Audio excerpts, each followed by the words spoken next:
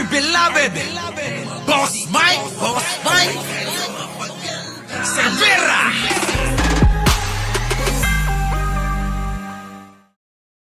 Ay, yumaon na. Yumaon na ba si Kibuloy? Pasok. Mike Abe, ha? Hindi ko kakausapin ang video mo. Oo. At hindi ako uungol. Hindi ako uungol tulad ng ginagawa ni Banat Boy. Oo. Ano nangyari kay Kibuloy? Pananakot? O kung ano man? Well, ang akin pong tinutukoy itong lumalabas sa social media. Ako natatawa ako dyan. Pero ako hindi ako naniniwala dyan eh. Yung issue na si Kibuloy daw po ay wala na. Allah! Si Apollo Kibuloy, yung kinasuhan ng child abuse, sexual harassment before RTC, Regional Trial Court ng Pasig at saka Davao. By the way, ililipat na nga dito sa Maynila dahil meron ng Supreme Court order na ilipat sa Manila ang paglilitis ng kaso. Oo nga, kasi parang walang nangyayari sa Davao. Oo. Wag tayo tumingin kay Boss Mike Ape. para wag sabihin na kinakausap natin yung kanyang video. Kasi nga daw nawawala na si Kibuloy. Oo, wag natin kausapin. Wag tumingin kay Boss Mike Ape, magagalit. Sila Banat Bay kasi, sila may kasalanan nito. Kasi kapag kinakausap nila yung video ni Boss Mike Abe, umuungol, gumagano.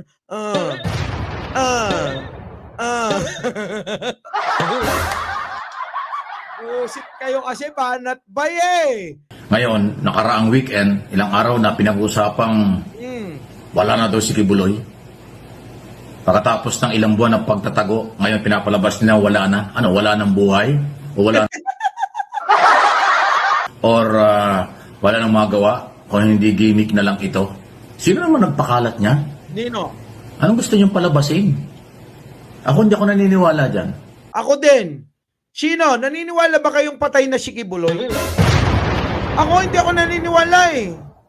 Mukhang estilo ito ng mga gusto talagang takasan yung kanilang pagkakasala sa batas. Ganyan ang style ng mga yan. O, di ba? Marami nang gumawa niyan yung sasabihin, namatay na. Namatay na kaya wala na tayong hahabulin. Hayaan nyo na. Ako naniwala akong buhay na buhay si Kibuloy. Ako rin. Kung nasan man siya, hindi ko alam. Ako rin, hindi namin alam eh. Nagtatago. Oo. Sabi nung wag niyong papasukin ng ICC. Gumagana naman ang ating justice system. Nung si Kibuloy na, bakit nagtatago? Ayaw magpakita. Ayaw magpakita kasi hindi naman makakakuha ng patas na paglilitis. Mga gininayo. Di ba? Alam nyo na. Pero hindi ako naniniwalang wala na siya. Maaring gimmick lang yan para lang ma-justify na, nawala, tapos nabuhay ulit. Wow! Pinaglululoko yung tao. Or pinapalabas naman ng iba para lang pag-usapan. O pwedeng paawa. Daming gimmick, no? Oo, dami! Ako hindi. Hindi ako naniniwala dyan. Maliban lang kung ipakita nila. Na talagang wala ng buhay. Ayun. Kung ano mang pamaraan. Pero yung ganito na sa social media, pinapalabas na wala na si Kibuloy. Nasa kabilang buhay na kung ano. Ingat tayo dyan. Ang alam ko, buhay na buhay yung mga kaso. Dito at sa Amerika. Buhay na buhay din ang mga warrant of arrest. Kaya naniniwala akong buhay na buhay pa si Kibuloy. Hindi yan mawawala. Maniwala kayo. Nandyan lang yan, nagtatago lang yan. Maaari nandito, nasa abroad. Pero malabo yung abroad kasi hindi nga makakabiyahe yan eh. Oo nga, hindi nga makabiyahe eh. Malamang nandyan lang sa ilalim ng lupa kasama yung maligno. At saka mga paniki, ipis, langgam. At saka mga butiki. Sama na rin natin yung mga anay. Anay na mga mga kampon niya. Diba? daming kasama, Boss Mike. Ano mga kabiyahe, hinahanap yan ng FBI. Di ba? Sa abroad, mas madali mahuli yan. Dito nga, mahirap mahuli. Baka nandyan lang yan sa Davao.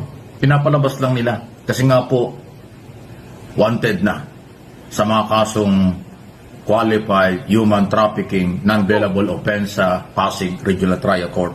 Nako! At yung kaso lilipat dito sa Maynila, especially sa Quezon City Regional Trial Court, nanggaling sa Davao. Ang order ng Korte, Korte Supreme Court, i-transfer lahat ang kaso. Dahil na-justify nga ng Department of Justice kung gaano kahalagang i-transfer ang paglilitis ng kaso dito sa Maynila sa halip sa Davao. Correct. O kasi nga sa Davao, alam nyo na, di ba? Pero ngayon, nagulit nga ako. 2 araw, 3 araw na pinag-uusapan sa social media. Pero ulit, hindi ako naniniwala dyan. Hangad ko pa rin na, siyempre, si Kibuloy ay buhay at humarap sa paglilitis. Para naman kanyang maipagtanggol ang kanyang sarili. Kasi ako tinuturing ko pa rin po yung kaibigan eh.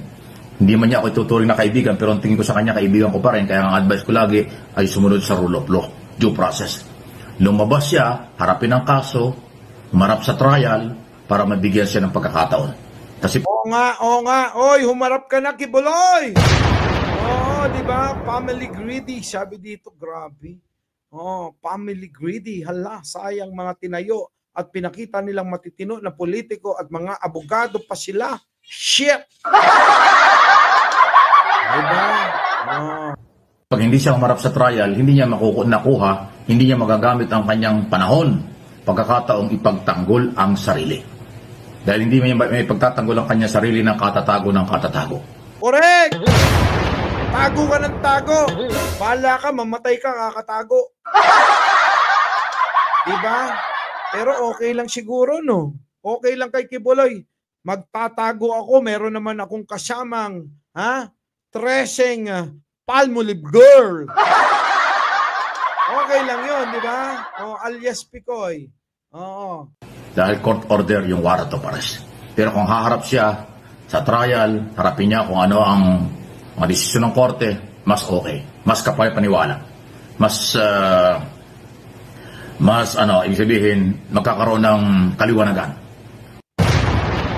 Kaysa katatago, tapos ngayon papalabasin. Sino ba nagpakulong yan? Saan ba nanggaling yung balitang yan? Ha? Masamang balita yan eh. Pero ako naman, sa akin, masamang balita yan kasi nga hindi totoo. Ako naniniwala, inuulit ko, hindi totoo na si Kibuloy ay wala na. Nandyan lang yan. Oo nga. Ako naniniwala rin, parehas tayo. Alam nyo mga kababayan, ako naniniwala ko. Pasensya na kayo sa boses ko Alam nyo naman di ba? Oo. Educator tayo pagdating sa sa hair. Sabi ni Chris Ulo, andyan lang yan, lilipad-lipad. Ano yun? Paro-paro? Naging paro-paro na ba si Kibuloy, Chris Ulo? Grabe ka naman. Teresita Ayag, opo, Branda. Kung sino man ang gumimik, gumawa ng paraan, or nagpalabas nito para pag-usapan, ay napakamaling publicity niyan. Mali. Mali talaga mga boss. Sa sobra sigurong hindi na napapansin si Kibuloy, naging KSP na. Kung ano-ano na lang, yung pamamaraan nila para naman mapag-usapan. Akala naman nila, nakakatuwa o maiinis ang mga basher nila. Ipahukay kay Jay Costura. Sino naman yun? Maling publicity. Okay? Ang alam ko, hinahanap pa rin siya ng mga otoridad kasi nga may mga warrant of arrest. Buhay na buhay ang kaso dahil buhay na buhay ang mga alleged victim o complainant before court here in the Philippines at kahit sa Estados Unidos. Yun po yun. Grabe ka naman, cryptid. Gusto ko pa talaga ako magwalis-walis bago mo ako bigyan ng $100. Maaaring nakapatong-patong ang kaso. Ako, personally, sa aking assessment at opinion, malamang stress yan. Kasi kilala ko yan. Mike Abe, sobrang stress niya na yan. Hindi na masaya sa buhay yan. Di ba, Ai Chang? Buti sana kung kasama si Jennifer tsaka si Ai Chang. Malamang, sama nyo na si Jenea. Diba? Eh kung ganyan yung mga kasama niya, malamang tatawa-tawa lang yan.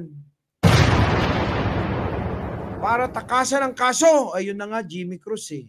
Diba? Oh. Oh, diba? Oh, pasok. Madaling ma-stress yan si Kibuloy. Magka may problema. Oh. Naalala ko nung araw na may problema yan kay Duterte. Hindi daw siya makatulog, hindi daw siya makakain.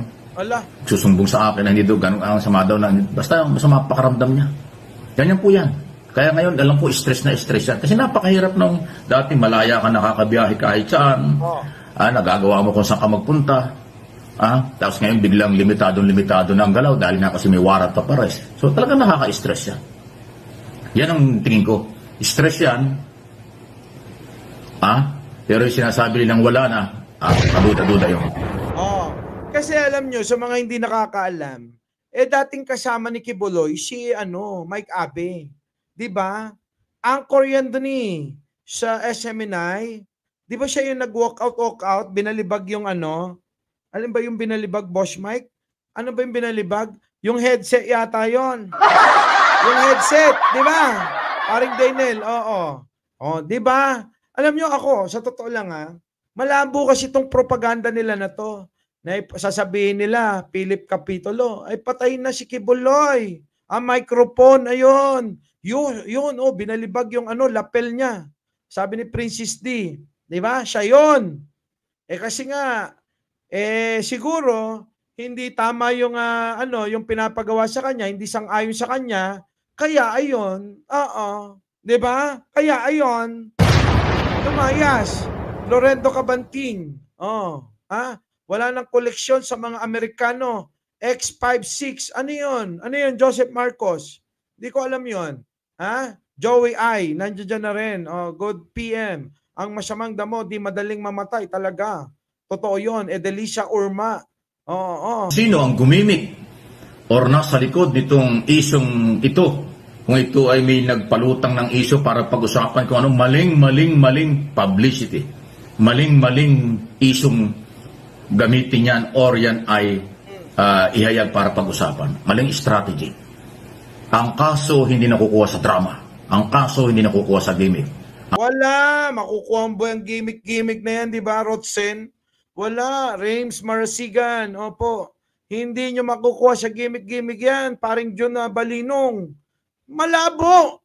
Ang pinakamaganda, Jinkohi, harapin. Di ba? Yun. Dapat yan hinaharap. Lahat ng kaso, hinaharap. Ang kaso, dokumento ang pinagbabasihan. Sa kaso, trial. Ebidensya laban sa ebidensya, testigo laban sa testigo. Yan. Correct. Ebidensya laban sa ebidensya, testigo laban sa testigo. Ay aso. Yan ang kailangang paghandaan nila sa korte. Kaya kung sino man nga, inuulit ko, kung sino man po ang nasa likod ng gimmick na ito, ay maling publicity yan. Lalo lang po ang mga tao hindi maniniwala. Unless inyong ipakita ang prueba or pagpapatunay na talagang wala na siya. Kung ano. Correct. At alam ko naman na kapag nakita nila na nasa ataol na yan, maraming malulungkot. Siyempre, kasama no po ang inyong lingkod na maunang malulungkot. Diba? At siyempre, lahat po ng mga nandito, malulungkot. Diba? Naniniwala ako malulungkot kayo pag wala na si Kibuloy, nasa kabaong na. Yun naman yung kanilang pinapalabas Lord. Huwag naman sana. Harapin niya muna yung kanyang mga kasalanan. Pagdusahan niya yung kanyang mga kasalanan, siya ating batas ng tao. Mike Sherbera po, laging nagpapaalalang mahalin natin ang ating kapwa. Ipagdasal po natin lagi ang ating bansa. Magandang umaga, magandang hapon, at magandang gabi sa mandako ng mundo, naroon kayo. Siyempre, magandang buhay na rin para sa ating lahat. Our beloved Boss Mike, Boss Mike.